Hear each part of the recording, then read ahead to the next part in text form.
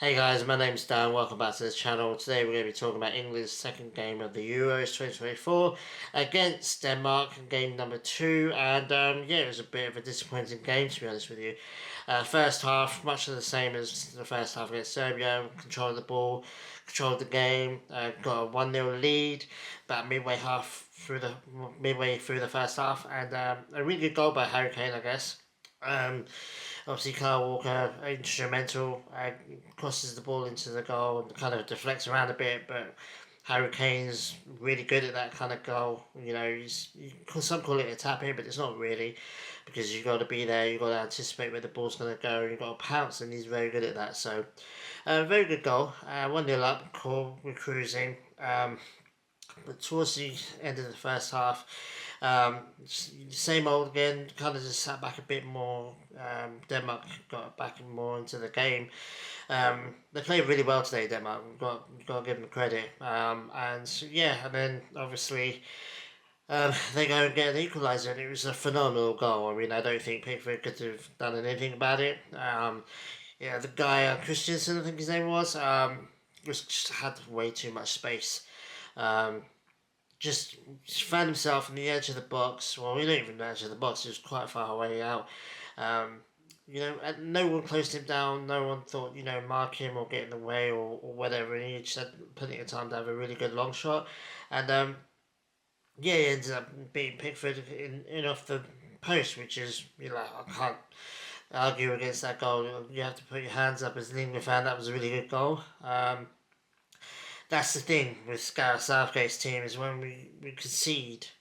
When we're winning, we're kind of cruising, we're doing fine, but when we concede and we're drawing and we've got to try and fight back more, our lack of offensive capability becomes really apparent. Yeah, I mean, going into before the game and going the fact that he started the same lineup, you think, well, you not learn anything from the first game. First of all, Trent is not a good midfielder for England. Don't care what anyone says. Don't care what Liverpool fans say. We're a man down with Trent in midfield, and we have to accept that. And Foden as well. We had a couple of shots. He hit the post, I think, as well. So he had a bit more input and a bit more effect on the game this game than he did against Serbia. But still, wayward passing. Um, and sloppy finishing. He hit the post, but he skied it a couple of times. Very selfish. Obviously, he's trying to get himself a goal. He's trying to get back into kind of providing for England. But the commentator said he's got one goal in 14 appearances for England. That's terrible form. I really hope he doesn't start the next game. I hope he just changes the system a little bit, changes the players a little bit.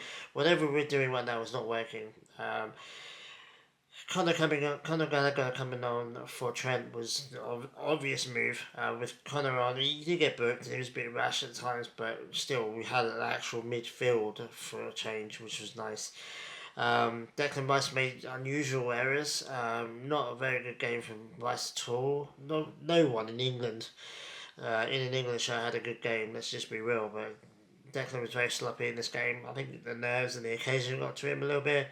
And then obviously going to the front three, Saka I think had a really good game. But having said that, his effect on the game is limited. Foden again, I've already said what I've said about Foden. And Harry Kane, he had a little bit of more of an input. He scored the goal, which was great, but that was it really. There was no attacking threat really. Bellingham had a little bit of more of a quieter game. Than he did against Serbia. Serbia, he was all over the place and he was really good and he was really quick and really strong. But this game, um, Denmark's defence, obviously, they out of possession, they sit back and they defend, they're compact and they defend really well, and then obviously they try and hit you on the counter, and they did that really well. You have to, because we're already struggling to kind of score goals at the moment, they kind of nullified England completely, to be honest with you. I mean, I think the fact that Gareth took his whole front three off, I was expecting Foden to go off. Let's just be real. Saka, he seems to love taking Saka off around the 60th minute or so. Um, whether he was still not fit, I don't know, but it is what it is. And he took Kane off as well, which is the surprising thing for me. He normally really likes Kane. Kane normally stays on the pitch for the whole game, no matter how bad he's playing. But he took all three off. Watkins, I thought, was a real threat. It was a real, breath of fresh air. One of my mates called it a breath of fresh air, and it's true. I mean, he was very mobile, quick. We resorted to launching it long balls though, which is not what I don't think Ollie is strongest with. And Eze as well came off the bench and did really well. Bowen for me is not really an England player. He out of all the subs, I think he did the worst. I think Connor obviously got a booking and he was a bit rash at times, but he still was a midfielder and he filled a hole for us that we'd been missing with Trent. So, but yeah, Bowen for me is not it. I would like to have seen Anthony Gordon or Cole Palmer as well. I think he could have come on instead of Bowen, but it is what it is.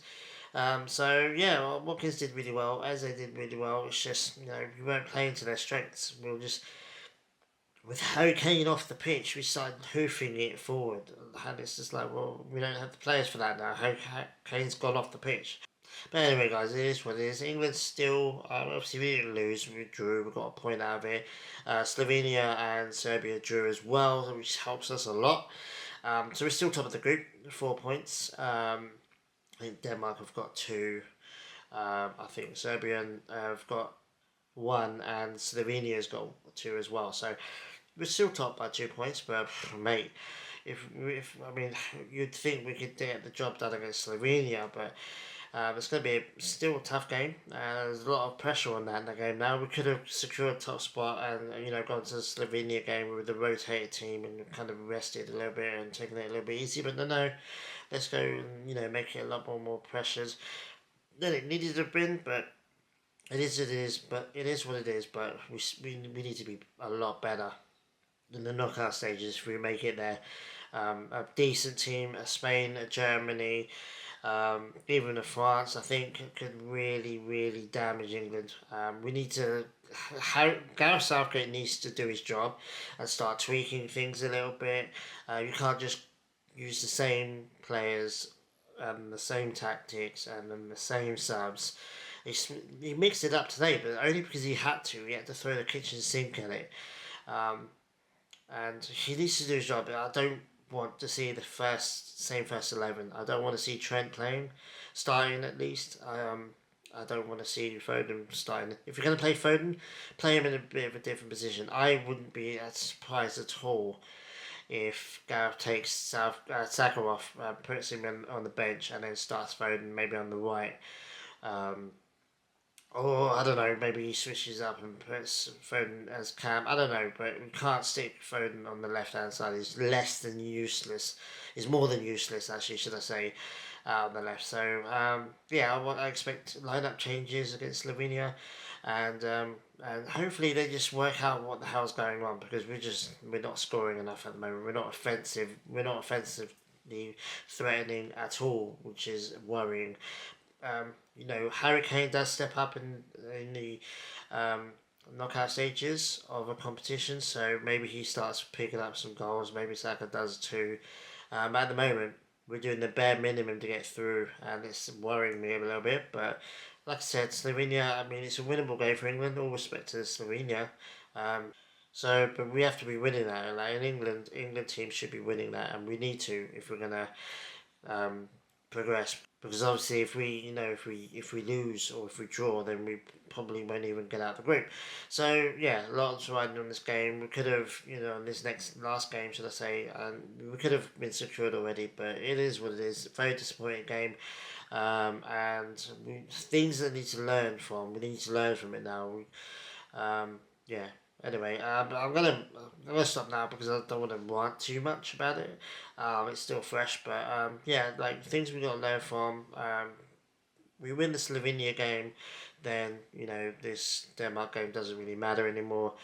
Yeah, and if Serbia somehow manages to beat Denmark, then Denmark won't even be going through either. So it's going to be an interesting game three for the whole group. And we'll have to wait and see what happens and look beyond that at the end of the next video, providing we make it through. So anyway, guys, I hope you enjoyed the video. Like and subscribe if you haven't already.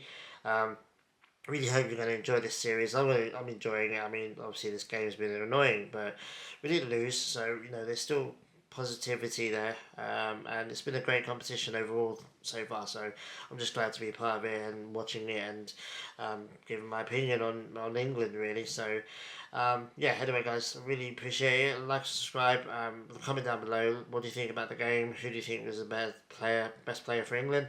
What do you think Gareth Southgate needs to do to get the best out of his team? I'm open to all ears and I reply to all the comments. So yeah, anyway, guys, take it easy. Enjoy the rest of your week and the weekend as well. It's coming up. And yeah, I'll see you guys very soon. So take it easy. Adios.